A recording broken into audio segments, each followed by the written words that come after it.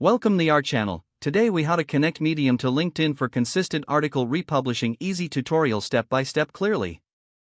To connect Medium to LinkedIn for consistent article republishing, start by opening your web browser. Navigate to the Medium website and log in to your account. Once logged in, click on your profile picture in the top right corner. From the drop-down menu, select Settings. Scroll down until you reach the Social Networks section. Look for the option to connect your LinkedIn account. Click on the Connect button next to LinkedIn.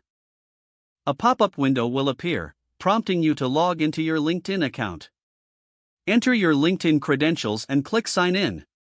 You may be asked to grant Medium permission to access your LinkedIn information. Review the permissions and click Allow. After granting access, you will be redirected back to the Medium settings page. You should see a confirmation that your LinkedIn account is now connected. Now, head to one of your published Medium articles. Click the three dots located at the bottom of the article.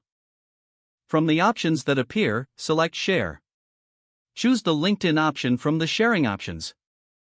Add any additional comments or captions you want to include with your post. Finally, click Post to share your article directly to LinkedIn. Your Medium content will now republish on LinkedIn whenever you choose to share it. This process ensures your articles reach a wider audience consistently. If the page does not load, refresh the browser or try again in a private or incognito window. Make sure you are using the correct email address, then retype it carefully to avoid small typos. If your password is not accepted, use the reset option and create a new strong password you can remember.